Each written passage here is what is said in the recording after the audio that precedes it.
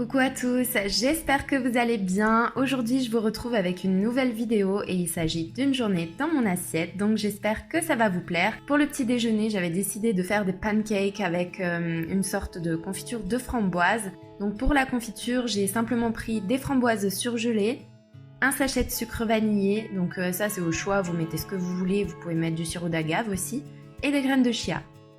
Dans une casserole à feu doux, je vais faire décongeler les framboises avec le sucre.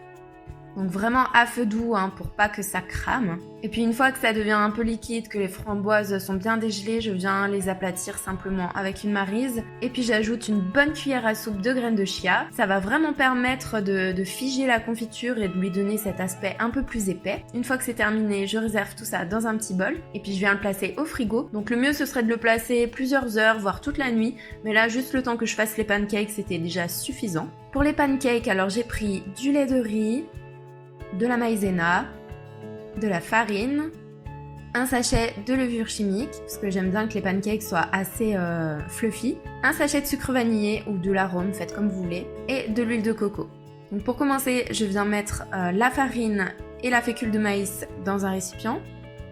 Je viens les mélanger, puis j'ajoute la levure chimique, le sachet de sucre vanillé, et puis progressivement je vais ajouter le lait, je mélange à chaque fois entre deux. Par contre, c'est vraiment des pancakes qu'il faut manger avec quelque chose dessus, que ce soit du chocolat, de la confiture ou quoi, parce qu'ils sont pas très sucrés, ils ont pas beaucoup de saveur si on les mange sans rien. Donc pour finir, j'ajoute l'huile, je remélange un coup, et une fois que la pâte est bien lisse, dans une poêle, je viens former mes petits pancakes. Dès qu'il y a des petits trous qui se forment à la surface, c'est que c'est cuit, donc on le retourne. Puis vous pouvez voir qu'il gonfle progressivement dans la poêle.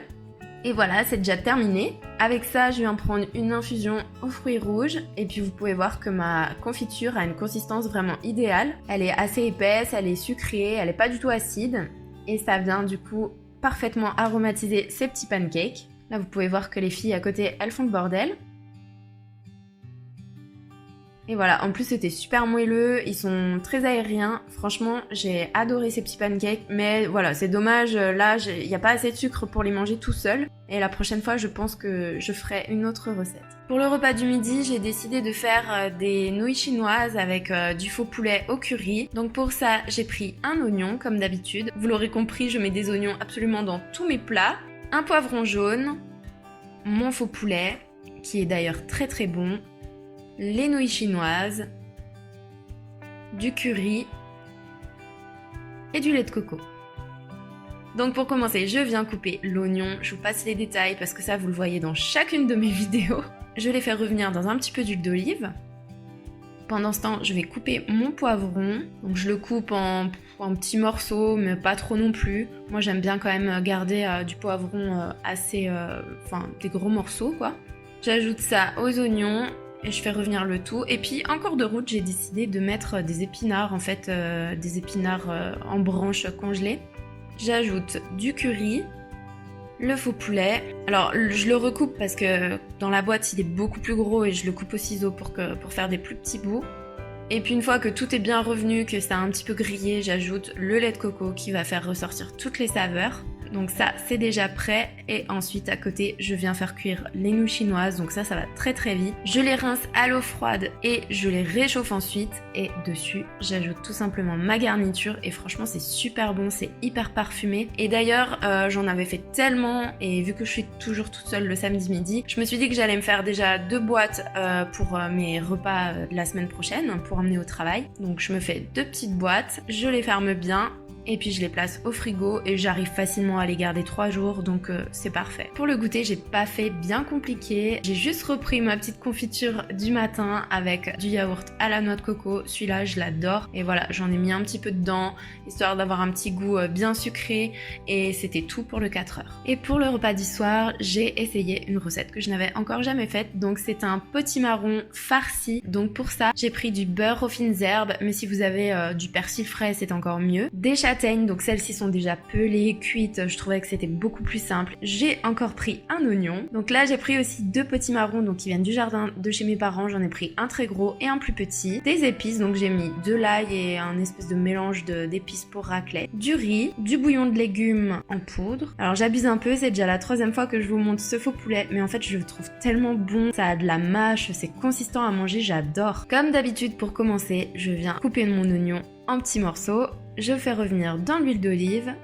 Et pendant ce temps, je vais couper les châtaignes. Donc je les recoupe un petit peu grossièrement en 4 ou en 6. Pour pas que ce soit trop gros et puis que ça s'incorpore bien dans la préparation. Une fois que les oignons commencent à être translucides, j'ajoute ma fausse viande et les châtaignes. Et puis je viens mettre les épices. Donc là, je fais revenir le tout quand même assez longtemps de façon à ce que ça caramélise bien. Et dans une casserole à côté, je vais faire cuire le riz. Donc moi, j'avais pris du riz pour risotto. Je le fais cuire avec un petit bouillon de légumes. Ensuite, je vais couper le chapeau de mes potimarrons et vider l'intérieur. Donc j'enlève les pépins, tout le cœur et puis je nettoie aussi ce qu'il y a dans le chapeau. Donc je fais ça pour les deux. Je vous avoue que pour la grosse, j'ai bien galéré. Du coup, je l'ai terminé hors caméra. Et même étape, je viens vider toutes les petites graines qu'il y a à l'intérieur pour libérer l'espace.